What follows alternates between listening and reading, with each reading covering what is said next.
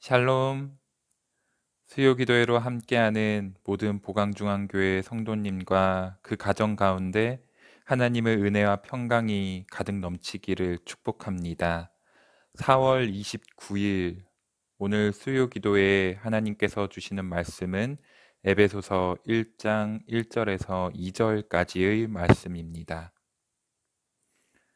하나님의 뜻으로 말미암아 그리스도 예수의 사도된 바울은 에베소에 있는 성도들과 그리스도 예수 안에 있는 신실한 자들에게 편지하노니 하나님 우리 아버지와 주 예수 그리스도로부터 은혜와 평강이 너희에게 있을지어다. 아멘. 제가 오늘 말씀의 처음에 샬롬이라는 인사로 시작을 해 보았는데요. 샬롬이 어떠한 의미를 갖고 있는지 다들 잘 알고 계실 겁니다. 이 샬롬이라는 말은 히브리어로 평화, 평강, 평안이라는 의미를 갖고 있다고 합니다.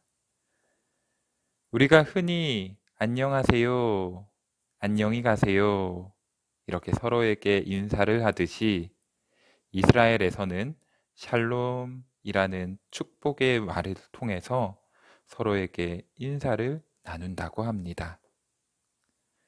그런데 제가 왜 말씀의 시작부터 인사와 관련된 이야기를 한 것일까요?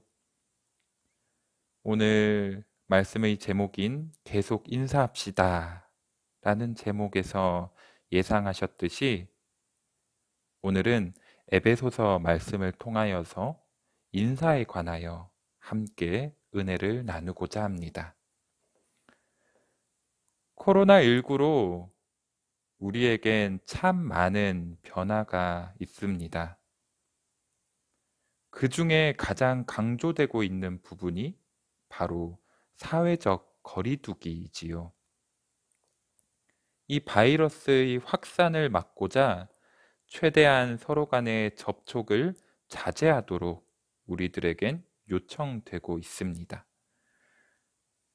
이로 인해서 요즘에 많이 하지 않게 되는 것, 그리고 많이 하지 못하게 되는 것이 있는데요. 혹시 그것이 무엇일지 예상되시나요? 그렇습니다. 바로 인사입니다. 손을 맞잡으면서 악수를 하고 환하게 웃음 지으면서 반갑게 안녕하세요, 잘 지내셨어요? 라고 안부를 묻곤 하는 이 인사가 우리들의 삶 가운데 점점 사라지곤 있는 것 같습니다. 저는 이러한 상황들을 계속 지내오면서 참 안타까운 마음이 들었습니다. 특히 우리 주님의 몸된 교회의 신앙 공동체가 서로 교제하며 반갑게 인사 한번 나눌 수 없다는 이 현실이 참으로도 속상했습니다. 그러던 중에 오늘 수요 기도회를 통해 어떠한 말씀을 나눌까 고민하며 기도하다 한 성경 속 인물이 떠올랐습니다. 그 성경 속 인물, 바로 사도 바울입니다. 성도님들께서도 다들 잘 알고 계시듯이 이 사도 바울은 초대교회를 핍박하던 자였습니다. 그러다 주님을 만나면서 복음을 전하는 제자로 변화된 인물이지요. 사도 바울은 세계 방방곡곡을 돌아다니면서 그 복음을 전하기에 힘썼습니다. 복음을 전해선 안 되는 곳에도 가기에 주저하지 않았고 그로 인하여서 모진 고초도 당하곤 하였습니다. 그리고 사도 바울은 그의 전도 여행을 마치면서 로마에 도착을 하게 되는데요. 그 로마 당국의 체포를 당하게 되고 그는 결국 감옥에 갇히게 됩니다. 감옥에 갇혀 지내던 사도 바울은 자신이 머물면서 사역했던 교회들에 편지를 쓰면서 그들에게 권면의 말씀을 전하는데요. 이것을 가리켜서 우리는 옥중서신이다라고 말합니다.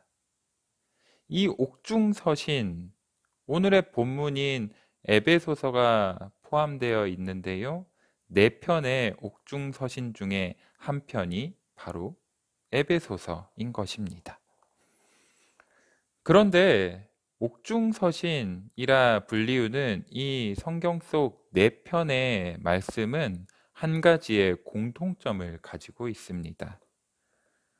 그것은 바로 네 편의 옥중서신 모두 인사로 시작된다는 것입니다. 비록 육신은 서로가 떨어져 있지만 하나님의 자녀가 된 나 바울은 주 안에 한 몸을 이루는 신앙의 동력자인 에베소 교회 공동체에 하나님의 은혜와 평강이 가득하기를 기원하면서 축복하는 마음을 가장 처음으로 고백을 하는 것입니다. 우리가 흔히 초대교회에서부터 이어져 내려오는 교회의 5가지 사명을 말하곤 합니다. 이 5가지의 사명이 무엇이냐? 그 첫 번째는 교제의 사명이요. 두 번째는 말씀 선포의 사명이며, 세 번째는 기도의 사명, 네 번째는 가르침의 사명, 그리고 마지막 5번째는 봉사와 선교의 사명이다 라고 말하곤 합니다. 물론 이 5가지가 모두 원활하게 이루어져야 비로소 든든히 세워져 가는 교회다라고 말할 수 있습니다.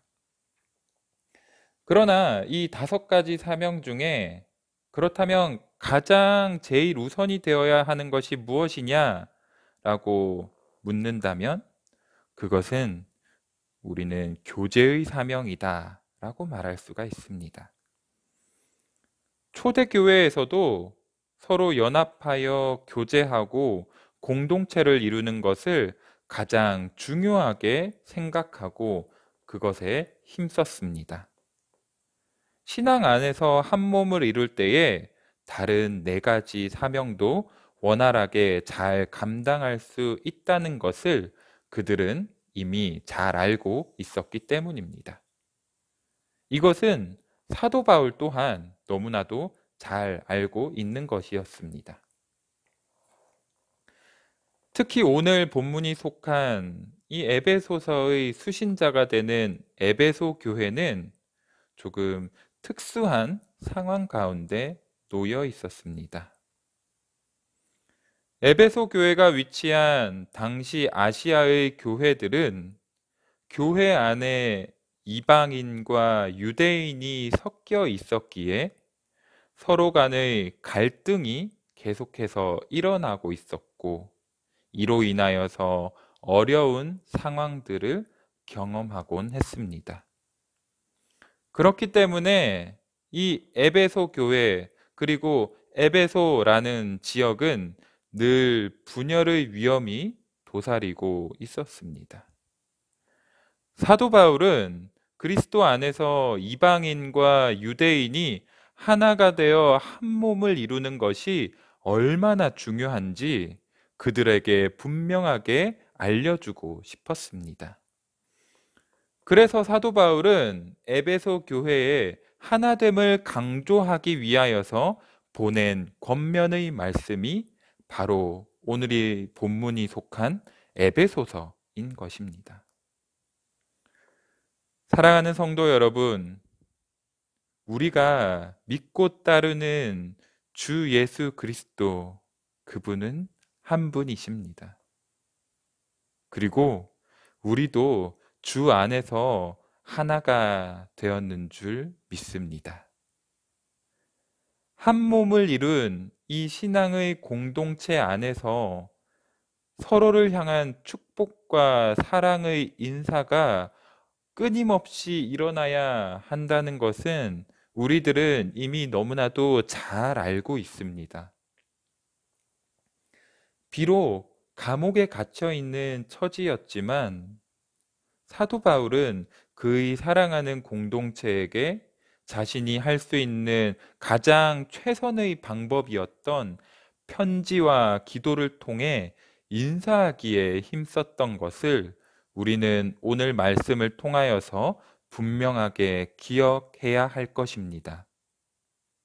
비록 지금 상황은 서로 편히 만날 수 없고 마스크를 벗고 환하게 웃을 수도 없고 두 손을 맞잡을 수도 없는 너무나도 암흑과도 같은 상황일지 모르지만 그럼에도 불구하고 사도 바울이 담대하게 그 감옥 안에서 편지를 쓰며 인사하기에 힘썼던 것처럼 우리들 또한 서로를 향한 사랑의 마음을 계속해서 끊임없이 전할 수 있어야 합니다. 어떠한 방법들이 있을까요? 우리가 사랑의 마음을 어떻게 하면 지금 상황 가운데서 전할 수 있을까요? 어렵지 않습니다. 사랑하는 성도 여러분, 서로 간에 전화를 통하여서 따스한 사랑의 목소리 한번 들려주는 것 어떠할까요? 그리고 우리가 손쉽게 사용하는 핸드폰을 통해서 카톡과 문자 한 통 주고받으며 서로에게 축복의 메시지를 보내어 주는 것 어떠할까요? 그리고 우리 주님께 드리는 간절한 중보의 기도를 통하여서 서로를 향한 인사를 나누어 보는 것 어떠할까요? 사랑하는 성도 여러분, 이제 교회에서 함께 예배 드릴 날이 머지 않았습니다. 그때까지 우리가 머무는 그곳에서 서로를 위해 아낌없이 축복하며 사랑의 인사를 나눌 수 있는 사랑하는 보강중앙교회 모든 성도님들 되실 수 있기를 간절히 소망합니다. 이러한 사랑의 교제가 끊임없이 이루어질 때에 비록 지금은 어려운 시기이지만 주님께서 우리 교회와 모든 성도님들을 하나로 모아주시며 더욱 든든히 세워주실 것을 우리는 확신합니다.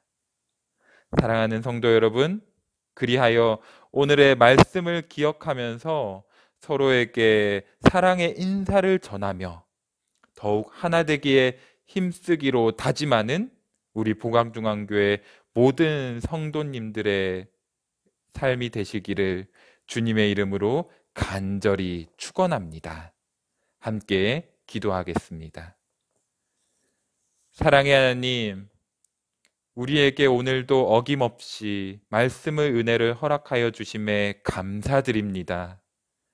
하나님께서 우리를 사랑하시고 항상 지켜 보호하여 주신 것처럼 그 은혜와 사랑을 우리들도 삶 가운데 실천할 수 있기를 간절히 소망합니다. 주의 몸된 공동체 가운데 끊임없이 사랑의 교제가 일어나게 하시며 그 삶 가운데 나누는 인사를 통하여서 서로를 사랑하는 그 마음이 더욱 깊이 전해질 수 있도록 우리들을 인도하여 주시옵소서. 그리하여 이를 통하여서 더욱 든든히 세워져 가는 믿음의 공동체가 되기를 간절히 소망합니다. 사랑의 주님, 다시 함께 모여 예배드리는 그 날까지 각자 삶의 처소에서 강건하도록 지켜 보호하여 주시고 서로를 위하여 더욱 기도하며 축복할 수 있는 참된 믿음의 공동체, 신앙의 공동체, 은혜의 공동체가 될 수 있도록 주님 인도하여 주시옵소서. 이 모든 말씀 예수님의 이름으로 간절히 기도하옵나이다. 아멘.